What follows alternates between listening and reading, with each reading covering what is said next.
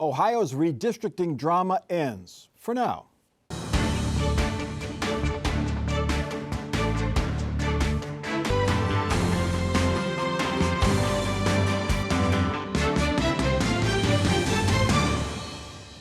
Welcome to Columbus on the Record. It turns out Republicans and Democrats can agree on state legislative maps. In a surprise late-night meeting, the Ohio Redistricting Commission unanimously approved maps for the Ohio House and the Ohio Senate. The maps still give Republicans an advantage. In theory, Republicans would win 62% of the House seats and 70% of the Senate seats, but both Democrats on the panel, Senate Minority Leader Nikki Antonio and House Minority Leader Allison Russo, signed off on the maps. That led voting rights groups and the redistricting reform advocates to denounce both parties this time, and not just Republicans. Andrew Tobias, the Democrats say the maps are unfair, the process is terrible, but they still voted for them. Why? Yeah, it's funny. The speech that Allison Russo gave might have led you to believe she's going to vote no, but she actually voted yes. Essentially, Democrats turned down a similar deal last year. I actually think those maps, the ones that we had the elections under in 2022, were a little better for them. But at that time, I think they had the thought that the Ohio Supreme Court might be sympathetic to them in the court. They maybe were hoping to retain control in the elections, but that didn't happen. And this time, they're facing likely a less sympathetic court. And so I think that basically they're faced with the choice of these maps or these more Republican maps that Republicans had in their pocket had they voted no. And so I guess they decided to vote yes, even though they're catching flack from voter rights activists and people on the left. So, Anna, they basically took a half a loaf because there are some districts that swung a little bit more towards Democrats here. Yeah, actually one of the ones in Columbus on the west side, which is held by Stephanie Kunze, who coincidentally is retiring due to term limits. So that one got more Democratic. So I think they were saying this is the best that we could get in a bad situation. That was sort of the takeaway. Did they cave too easy, Brian?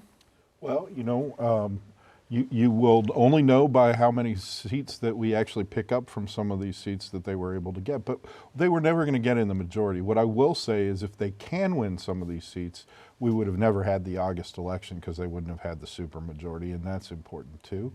What I do think they were doing is there were a lot of sour apples, and you had to pick the best and most ripe of all of them. But you also know that there's a ballot issue next year, so that we might be redrawing these again. Terry, why did Republicans compromise? They gave up a little bit. They didn't have to. Well, they gave up a little bit, but if you can have bipartisanship, particularly as you prepare, maybe if they get all the signatures an issue next year, this takes away a lot of the message when you have Democrats and Republicans agreeing, because what's wrong with that? And another way to look at it, the Democrats looked at it, the devil you know of districts is much better than some mystery complicated formula that might come up with something that'll be far worse. So again, I think they picked a safer alternative, and especially in the state Senate, they can pick up some more seats the next time. And Anna, this gives them stability. They may not like the maps, but they're in place now for 8 years. Yeah, and as people who've been following redistricting knows, this has been going on for 2 years. The drawing of the maps, the litigating of the maps, the redrawing, the 2 primaries last year because we couldn't get done in time. So, I mean, there's a lot to be said for not doing this again for a while. Yeah, because they would have had to do it next year had they not been bipartisan in this time.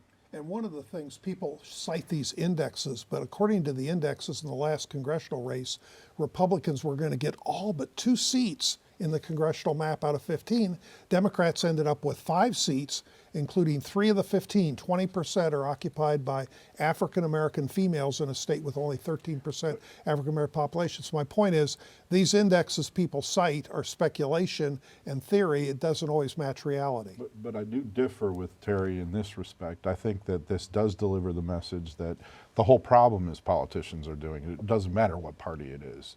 And having come from Michigan where they passed something to take politicians out of it, it puts people in charge of their own maps. Yeah, and how mad are voting rights groups? The League of Women Voters, Common Cause, they've been fighting in court, fighting at these hearings, and then they get a gerrymandered maps, a little better than the old ones, but the Democrats vote for it, and now we have them for 8 years. Yeah, some of the rank and file people I talked to kind of feel sold out, honestly. They're very angry. You saw some of that on Ohio Twitter the night that this was going on. But the actual activists themselves, or the groups rather, that are behind the effort, they make the argument that next year Republicans are going to paint them as this kind of like Democratic front group, even though they have a Republican former Chief Justice who's the kind of the leader of the campaign, and they feel that being able to basically say, look, Democrats screwed this up too, gives them kind of more cover to present themselves as being genuinely nonpartisan. So can the Republicans say, though, look, it worked. We got a bipartisan map. We don't need to reform. Especially compared to Congress, it looks like Ohio, what a brilliant group of people to work together. But the system was designed to do that. I mean, by requiring both parties to agree if you want it for 8 years, it was actually putting pressure on the Republicans, which they never would have had before, to actually try to simplify the map and See, make it it's a little success, Brian. Well, it's still not working. Is there any chance this goes to court, Anna? The voting rights in the Supreme Court has changed, so the chances are probably tougher, but I hate to bet on what other groups are going to do or not do, but I'm leaning towards probably not. The court, if you look at Sharon Kennedy, the new Chief Supreme Court Justice, if you look at her dissents to some of those redistricting cases, she didn't really buy this proportionality argument. She said if you do everything else, that proportionality could be something you strive towards but didn't need to achieve. So I get the sense that they sort of saw the writing on the wall with that, and they're just really focused on this new amendment. And the federal appellate court district that kind of put this map into place last year has gotten more conservative since Donald Trump appointed a bunch of justices there. So I don't know specifically if they'd get the same panel that kind of did this before, but their odds wouldn't be great probably. And the real tell was when the National Democrats folded their card on contesting the congressional districts. When they gave up that fight and withdrew the money, you kind of know that in D.C. they're kind of realizing Ohio isn't as much in reach and isn't as important to them as they thought. Or that we have a ballot issue. yes, that's the ballot issue that's coming up next November, and we'll be talking about redistricting, we think, for at least the next year or so. Anyway, the Ohio Supreme Court took up the case of abortion rights this week, but not whether Ohioans have the right to an abortion. The justices heard arguments on two pretty technical legal aspects to the challenge of Ohio's 6-week ban. The court will decide if abortion clinics can sue on behalf of their patients, and it will decide whether the Attorney General can appeal a preliminary injunction. Usually you have to wait till the final ruling comes and then appeal. All this legal maneuvering is happening as voters in 2 weeks will start deciding whether to enshrine abortion rights in the Ohio Constitution. Anna Stavert, the judge made his ruling. He said the 6-week ban is unconstitutional. You would think the Ohio Supreme Court would want to settle that, but they're not. Why?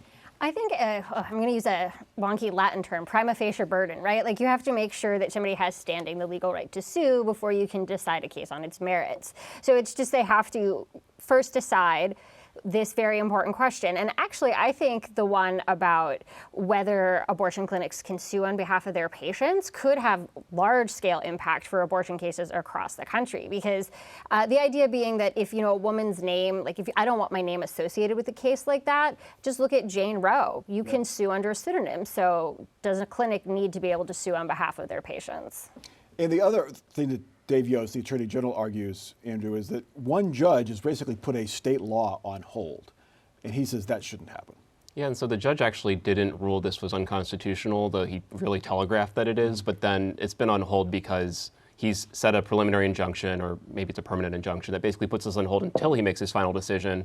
The state has appealed that. The appellate court determined because it's not a final order, there can't be an appeal, and so it's just parked there. And so that's sort of one of the questions here. What the abortion rights activists said in court this week was that it's not their fault it's being delayed. They blamed Republican Attorney General Dave Yost for appealing, kind of tying it up, because that is what's kind of tying the case up right now. So, if depending how the court rules on this one, it's possible, it'll answer the question of whether we'll see this kind of thing play out over similar issues in other courts in the future. So, Terry, there are reasons, legal reasons, logical reasons why the court is not taking this up. Are there other reasons, like, let's let the voters figure this out first, and then we can weigh in if the voters reject issue one? I think the legal term is the issue might be moot after Yes. the November election. So there's reason to kind of let things play out. But these are pretty narrow legal issues. I think the bigger thing on the abortion issue is what kind of turnout are we actually going to have in November? Because this week I was checking boards of elections around Ohio, and the requests so far to get absentee ballots is almost slim and none. I think there's a lot of voter fatigue out there, and the question is, can they fire it up, and what kind of turnout are we going to have for the November election? When normally do people start requesting those ballots? Do they wait until a month before? Before the August election, both sides had done a lot with mail and phones and other things to get people to put the applications in. It was huge. And now it's just a tiny fraction of what it was comparable to the same period. So I think, again, voter fatigue, think of it. We had elections last year in May and August and November, and we've had them in May and we've had them in August and November, and we've got an election coming up in March, primary. A lot of voters have had enough and want to get a little peace and quiet. Are Republicans more fatigued, Brian, than Democrats on this issue? Well, it sounds like Terry is. It really does. So, I'm saying what voters are doing and not but doing. here's the deal. I got him to laugh. But hey, look, there's a lot of legal theater going on here with this. There's going to be turnout on this issue. It's going to be a huge issue. There's a lot of national money that's going to pour in from both sides of this issue. There will be early vote. There will be election day voting. I am convinced of that. And we don't have campaign financing until late October. Andrew, we don't know if there's money coming in. We don't know how much they're raising, how much they're spending. There's a new ad out from the Yes on one side, talks about this couple that had a late term, something happened to the fetus and they had to go out of state to end the pregnancy when the fetus was no longer viable. But the No side is not really up on the air yet.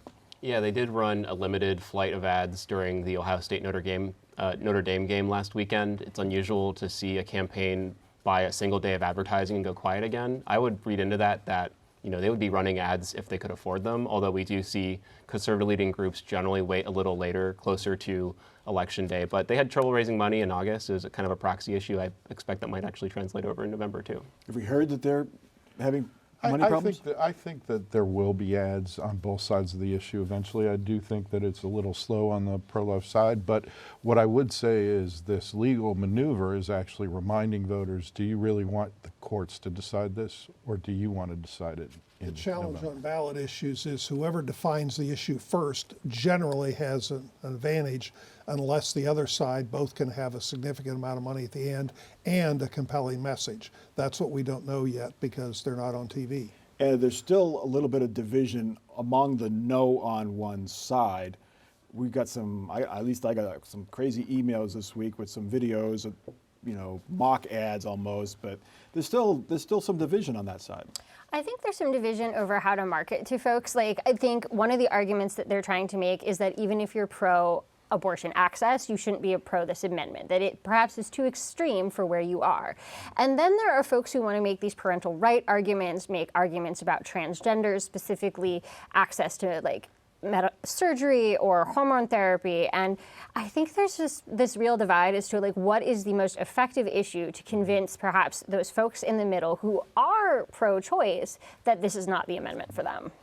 Why hasn't that happened, Terry? Is it just because people just affirm in their belief that abortion is wrong, it's immoral, and it should be illegal, and we should not compromise with a 10 or 12-week ban in the hope of saying this is too extreme? Having done lots of polling and focus groups over the years, there's people on both ends who are absolutists in what they believe, but most people in the middle have different shades of where they're at, including the rape and incest, should there be an exception for that. And then legally in their amendment, it talks about fetal viability, but then the question is, how do you determine whether or not the mother's health is affected and in what way, and how do you define that? So there's a lot of unknowns, but how do you go arguing and splitting those legal hairs? All right. An Ohio State University study predicts the state could collect a lot of tax money if voters approve legalized recreational marijuana in November. The OSU Drug Enforcement and Policy Center estimates Ohio could bring in up to $218 million in year one after legalization. That could grow to up to $400 million a year in year four. Then tax revenues would start to level off, even fall. Researchers base their estimates on what has happened in other states. Brian Rothenberg, you spent some time in Michigan soon after it was legalized there. Marijuana for fun was legalized. Did they see those kinds of numbers up there? Well, yeah, you saw an initial spike at a lot of these institutions. I mean, it brings in the ganja, both the money and the ganja. Mm-hmm. But what it does do over time is there's a lot of them that opened up. And over time, national conglomerates came in and they started to eat each other up, and then it kind of leveled off on some of the revenue. I will say this, part of the problem is if it doesn't get fixed, you can't use actual cash in these and credit in these institutions, and it causes all kinds of problems. You were shaking your head when I was reading those numbers, Terry. Well, I remember when the projections on casinos, the hundreds of millions of dollars that were going to come in, and yes, money did come in, but it was far less than the estimates. And also, sometimes there's a shifting. People might spend money on marijuana they used to spend on alcohol, so you really had a net economic gain. So I think some of these projections, professors can do anything on paper, but what happens in real life is often different. But these are independent projections. They're not done by the marijuana organization. But still, and then there's going to be extra costs because with youth, other people, there's going to be more problems. Whether there's as big a problems as some people say, we don't know, but there's going to be costs that our society, that governments are going to have to absorb. One other note this week, we talked to the chair of the Ohio Democratic Party, and they're neutral on this issue, Anna. They're not taking a stand. They are for issue 1, but they're leaving it to the local folks to endorse issue 2. Yeah, I thought that was an interesting choice. I think because it is one of those, it's really interesting when you look at the polling data. The older you get, the less likely you are to support marijuana legalization. And I think it's sort of a recognition that whether you're pro like recreational cannabis or not is less a party issue, right? And more an individual issue. There's lots of people on both sides of the aisle that swing both ways. And I think it's just kind of a reflection of that. It's really interesting to watch that it doesn't break along party lines nearly as much as it breaks along age brackets. Well, let me get Brian, why won't the Democrats endorse this? Well, I They're a think Democratic Party. Well, I think exactly. They're leaving it up to the county parties. I think Franklin County did endorse it, but I think it's up to each one of them. But it is one of those issues that isn't a partisan issue. Even among labor, I mean, some folks worry about, will it cause any kind of, safety issue at the workplace? And others say, if you do this, you're not going to be able to get young people to get jobs because of the testing, which a lot of the major manufacturers have stopped the testing. So, Terry, you wanted to chime in. I'm trying to think, I forgot what my thought was. The point I was going to make is Anna made a very good point about older people are more likely to turn out in this election. And I think if the young people don't feel excitement, and it's unclear whether on the pro or con side on the marijuana issue, whether there's any real money to run an effective campaign. So there's a lot of questions, but I think the age divide could be a significant one because the municipal elections, it tends to be older because you're talking about property tax levies, township trustees, school boards. That doesn't always excite the young voters. But these two issues might, and a lot of folks are predicting it will. Anyway, speaking of taxes on things that can hurt you, a group of Ohio House Republicans propose a $10 million tax credit for gun and ammunition manufacturers who would expand operations in Ohio. And the bill would eliminate sales taxes and use taxes on guns and ammunition. Supporters say the bill would promote Second Amendment rights of law-abiding citizens and expand economic development. Democrats call the bill morally bankrupt. Instead, they have a separate bill that would exempt gun safety devices like trigger locks from sales taxes. Terry Casey, no tax on guns. Good idea? Well, as one person at the State House told me, this is kind of like catnip for the base. And it's also a bit of a reaction by some legislators angry with California tripling the taxes out there on guns and bullets and that kind of thing. My sense is this is not on a fast track. I think it's got some challenges because there's some legislators correctly that raise this might be a $40 to $50 million hit in both state sales tax and in local governments, their sales tax collections too. So don't expect this to be, as they did with Superman, the speed of a bullet. Are there no other gun restrictions to loosen in Ohio, and you have to go to the taxes now, Andrew?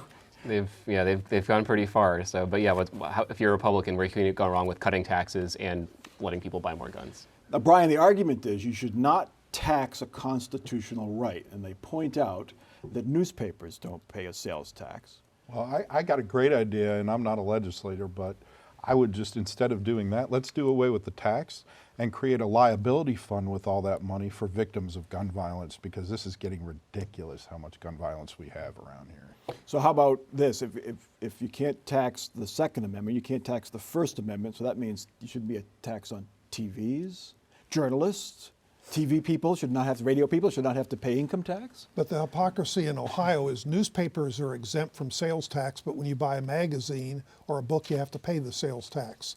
So it's an interesting question. I think back in the day when newspapers were really powerful, they got that exemption as long, legal advertising, et cetera. But some people might look at, do they really deserve the exemption they have? The one thing about the trigger lock sales tax exemption, and is that gets support from both sides on this issue, which is unique. Yeah, it's one of the first bipartisan gun bills to come through the legislature in a really long time. What's interesting about it, it also exempts sales on gun safes, which can be very expensive, especially if you're getting into a larger size safe.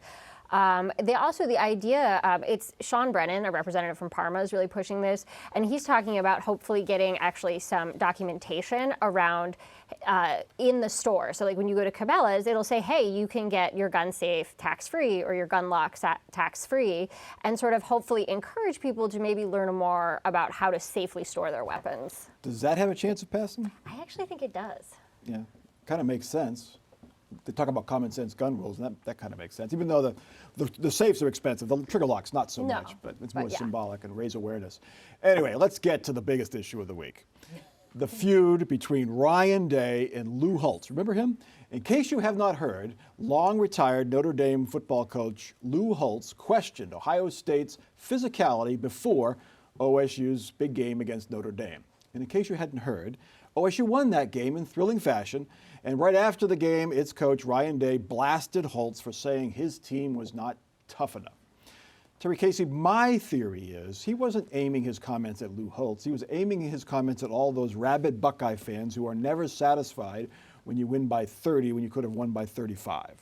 My sense is, and by the way, I'm wearing a tie with Notre Dame colors. They look like Michigan colors to me, Terry. Well, they're Notre Dame colors to thank Lou Holtz for motivating the team, because what Ryan Day's got to do, he's got unbeaten Maryland coming up in the homecoming game that's going to be tough. Then you've got Penn State, Wisconsin, and at Michigan. He needs to keep this team fired up and having a chip on their shoulder so that they're motivated, because there's still a lot of tough games ahead. So I think he's a prime motivator. And thanks, Lou Holtz. Do bulletin boards work? Yes, they do. And I think that it helped in that instance. But I do think Ohio State needs to take advantage of their schedule right now, because they got a lot of tough teams coming in future years. I forget who said it. It was 20 or 30 years ago. It might have been an old coach. Said there's no pleasing Ohio State fans. Our expectations too high. I mean, I think sometimes, like what I try to keep in mind too is our new quarterback he's a freshman, he's young, right? Like sometimes you think like, oh, this person's 19 or 20 years old, they're playing in these 100,000 person attended games, televised, being criticized, and that's a lot to put on the shoulders of a kid, essentially. I also think, I am a big Buckeye fan, and I did enjoy Ryan Day sort of like being like Ohio against the world and like shouting down Lou Holtz afterwards, so. I suppose I see it from both ends. Yeah. Well, he's usually a quiet guy. I mean, more low-key than most football coaches, I think. I'm a Cleveland sports fan, and so I don't completely understand the we didn't win by enough points thing, obviously. But as an Ohio resident, I really enjoyed the flag and the whole thing. So I was definitely in favor of what Ryan Day said. Well, we Boston sports fans have gone from cursed to entitled. So I know exactly what these fans are talking about. You can never satisfy those folks. But Ohio State fans, are they any different? I heard people calling for Nick Saban's firing after he lost to Texas this all year. I can tell you is when I lived up in Michigan those years, they thought we were obnoxious, and I loved it. And I've been at South Bend at previous games at Notre Dame, and those fans at Notre Dame, they put Ohio State's fans to shame. The expectations, the enthusiasm, those fans are pretty intense. So Ohio State, I call them kind of normal compared to some other schools. You have to remember that the most vocal fans are not the majority of fans, right? I mean, they still pull 100,000. Those guys aren't, most of those folks are not calling for Ryan Day to be fired. No, not yet. Although, if he loses to Michigan again, I don't know. But the problem is it's going to get tougher and tougher with the NLI and the easy transfer.